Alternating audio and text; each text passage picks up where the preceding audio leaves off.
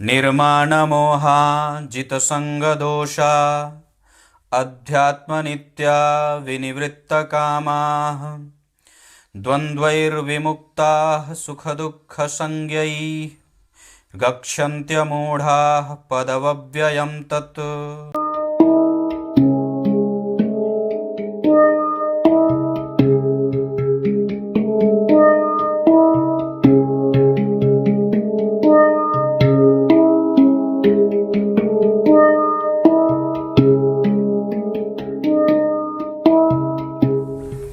दर्शकों नमस्कार, एक बार फिर से उपस्थित हूं आप सबके सामने सोमवार के कार्यक्रम में। मैंने जो सीरीज बनाई है सूर्य वाली, जिसमें सूर्य, बुध और शुक्र को बनाया था, अब आज चर्चा सूर्य से मंगल के साथ संबंधों को लेकर के है। इससे पहले कार्यक्रम पे आऊं उससे पहले बता दूं, कार्यक्रम के आरंभ में बोले गए गीता जी के श्लोकार्थ भी बताने वाला हूं अंतिम में। इसके अतिरिक्त नकुल पाराशर शॉर्ट्स के नाम से मेरा जो नया चैनल बना है उसे अवश्य सब्सक्राइब कर लीजिए।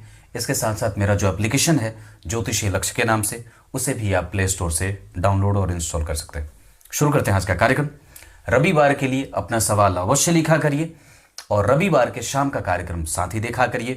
प्रत्येक दिन कार्यक्रम के कमेंट पे अपना डेट ऑफ बर्थ वगैरह अवश्य लिख दिया करिए और जो भी आपके जीवन का सवाल है उसमें भी आपको रविवार के सुबह वाले कार्यक्रम में कुंडली के चयन से आपकी कुंडली का विस्तार से वीडियो बन जाता है। ये सारी चीजें हैं। उसके बाद आपको बताऊं, इसी चैनल के माध्यम से आपको अगर किसी भी धार्मिक पुस्तक की कोई आवश्यकता हो जो सच में आप पढ़ना चाहते हैं और किसी तरीके से आपको वो उपलब्ध अगर नहीं हो रही है, तो आप मुझे मेरे 9572 वाले नंबर पे बेझिझक संपर्क कर सकते हैं।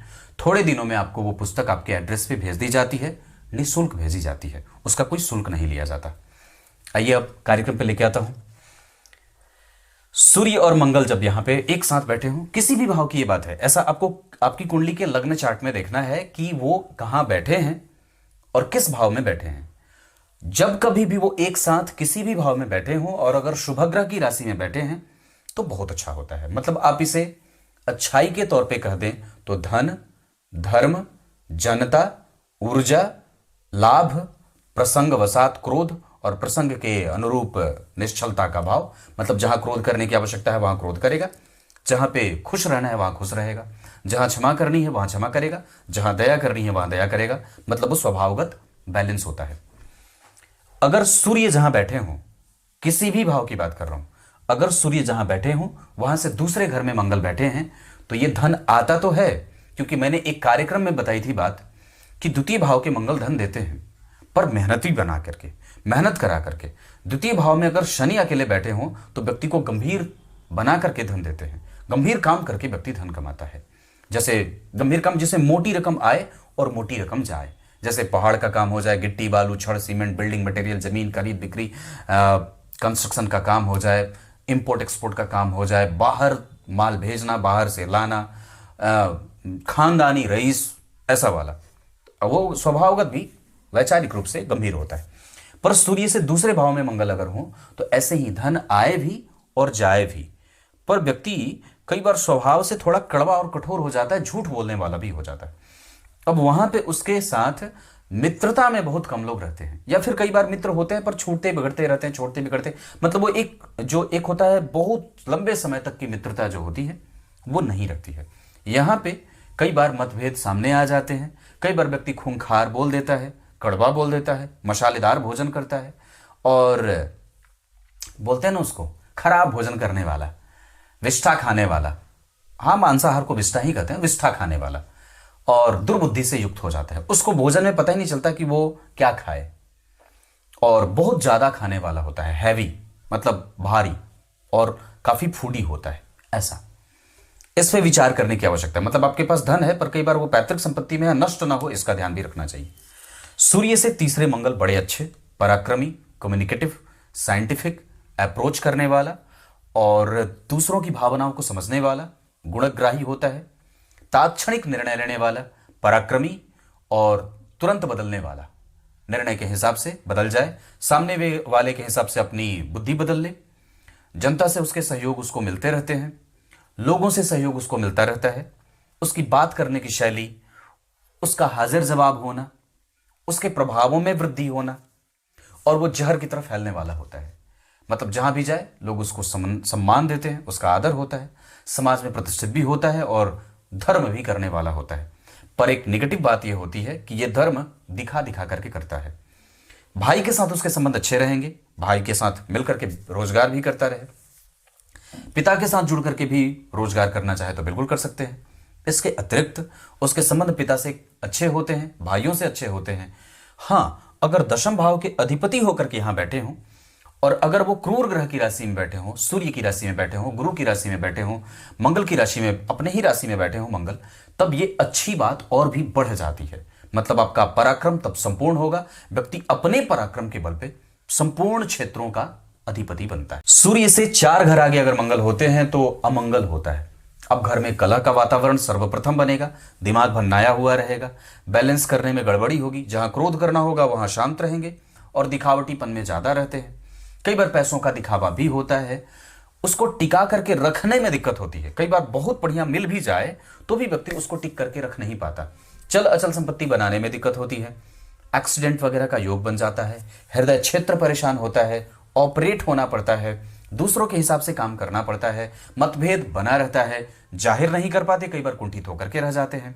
पिता से माता से भी मतभेद कई बार दिखता है और कई बार चल अचल संपत्ति और घर में जैसे ही व्यक्ति घुसता है उसका क्रोध आना शुरू हो जाता है। मतलब सूर्य से 4 घर आगे किसी भी भाव में अगर मंगल बैठे हो, मान लीजिए सूर्य यहां बैठे हैं, 4 घर आगे मंगल बैठे हैं, मतलब इनका जो केंद्र वाला संबंध है आप देख रहे हैं दशम और चतुर्थ का, ये ठीक नहीं होता। ऐसी अवस्था में कई बार जनता से संपूर्ण लाभ नहीं मिलता, जनता आपको कई बार सपोर्ट नहीं करती है और जनता के कई बार लोग विश्वासी नहीं बन पाते हैं, उनके हृदय में स्थान नहीं बना पाता। व्यक्ति की वाणी उतनी प्रभावकारी ज्ञानी होने के बाद भी नहीं बन पाती है कि कई बार वो लोगों को अपने हृदय की बात आसानी से पहुंचा सके और कई बार वो उनके मर्मस्थली को स्पर्श नहीं कर पाता है। ऐसा होता है। इकट्ठा करने में दिक्कत होगी।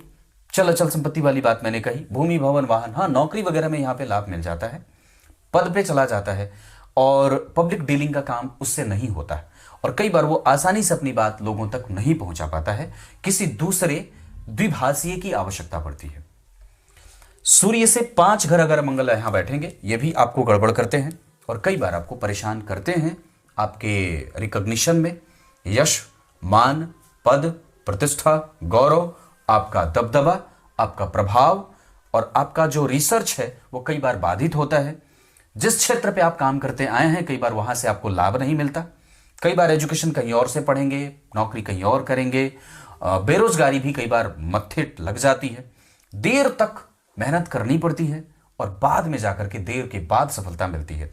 अगर मंगल यहां इस भाव के अधिपति के साथ ही बैठेंगे, जिस भी भाव में, अगर अपने भाव से मतलब सूर्य से 5 घर आगे अगर मंगल बैठे हैं और अगर वो मित्र की राशि में मित्र के संग बैठे हैं तो व्यक्ति को सफलता मिल जाती है। पर अगर वो शत्रु के घर में या फिर सामान्यतया बहुत ही अच्छे भाव में नहीं बैठे हैं, पापकर्त्री में है वो भाव, तो और भी गड़बड़ी होती है। वैसे सूर्य से 5वें घर में मंगल का जाना हतोत्साहित भी करता है और उसको कई बार अपने ऊपर विश्वास नहीं होता है कि मैं जो कर रहा हूं वो बिल्कुल ठीक कर रहा हूं। ऐसा होता है। मतभेद यहां पिता से भी बनेगा, पुत्र से भी बनेगा, दाम्पत्य में भी बनता है, बच्चों से भी बनता है और कई बार व्यक्ति को संतान से 2 टुक सुनने की भी स्थिति में जाने की आवश्यकता पड़ जाती है या चला जाता है।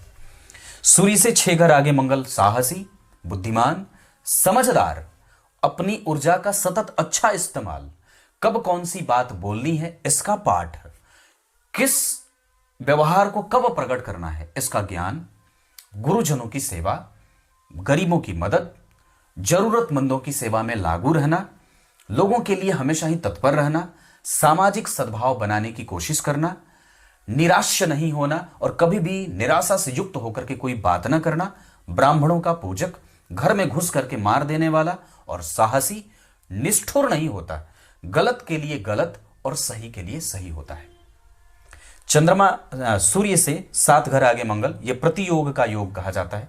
इसे कई बार लड़ाई, झगड़ा, द्वंद्व, निष्णाद होता है झगड़े में, वो धूल फेंक करके झगड़ा करता है और बेवजह की दुश्मनी बटोरने वाला भी होता है। खुद अनियमित होगा पर दूसरों पे हावी होता है, नियम में रहो। खुद गलती कर देगा पर बाहर वाले पे ही उसका दोष लगाएगा। कई बार खुद की गलती होगी पर कभी मानेगा नहीं। और हमेशा ही कुतर्कों में उलझा वाला, ख्याली पुलाव पकाने वाला, बेवजह की बातों में ऊर्जा का नाश करने वाला और कई बार नष्टप्राय होता है। ये सूर्य से मंगल का संबंध अच्छा नहीं होता।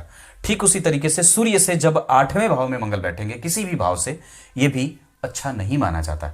ऐसी अवस्था में व्यक्ति के दायित्वों का वो निर्वहन संपूर्ण नहीं कर पाता, अपनी ऊर्जा का समुचित इस्तेमाल नहीं कर पाता, जो जिम्मेदारी उसको दी जाएगी उसको निभा करके नहीं लाएगा, काम शुरू करेगा आवेश से आकर के बीच में जाकर के ठप्पा मार करके बंद कर देगा, शुरुआत में खूब ऊर्जा लगाएगा बाद में जाकर के कमजोर हो जाएगा, किसी का ख्याल नहीं रख पाता है, अपनी जिम्मेदारियों से भागने वाला होता है, कई बार सिर्फ अपने बारे में ही आत्म केंद्रित होकर के सोचने वाला हो जाता है, अपनी घर के माता पिता भाई बहन सगे संबंधी इनका संपूर्णतया इनके सुरक्षा के प्रति उसका भाव थोड़ा कमजोर वाला होता है, खुद भी शोषित होता है समाज के द्वारा और कई बार वो खुद भी शोषण करता रहता हुआ देखा जाता है।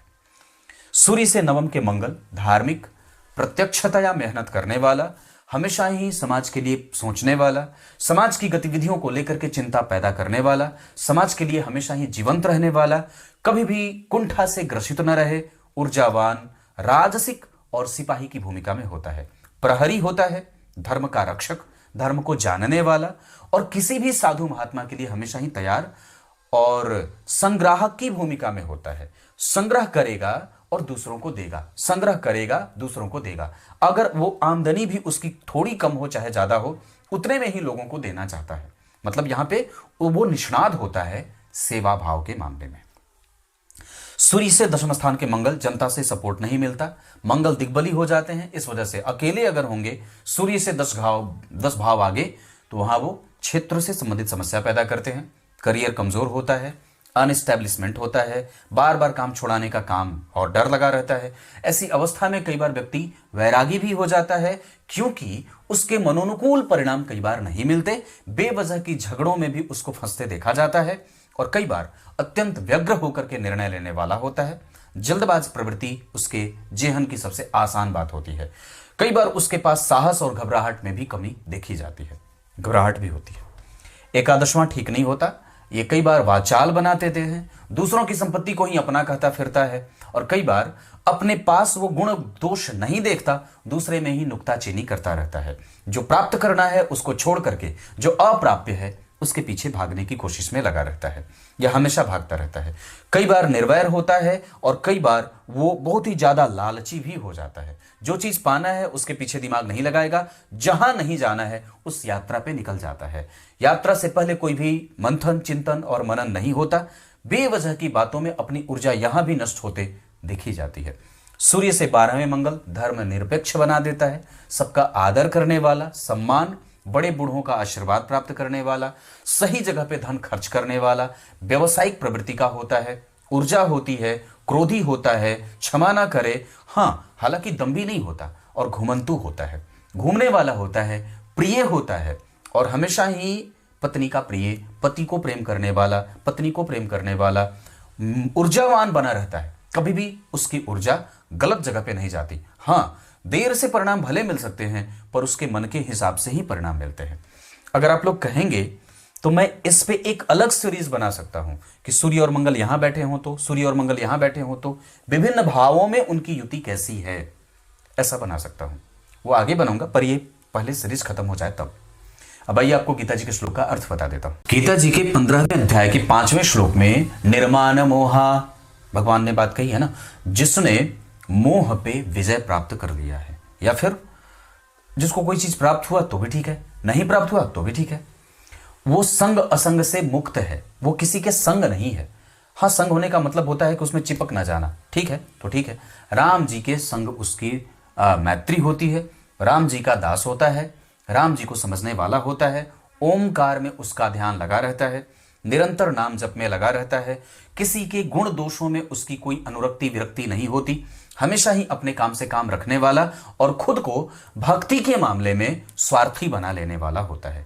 जो ऐसे लोग होते हैं जो किसी को भी प्राप्त होने और न प्राप्त होने में, चाहे वो व्यक्ति ही क्यों ना हो, हमेशा ही उच्चस्थ स्थिति में बैठा होता है, ऐसे लोग परमात्मा को अति प्रिय होते हैं और वो परमात्मा को प्राप्त करने की श्रेणी में और श्रेणी में सबसे आगे होते हैं।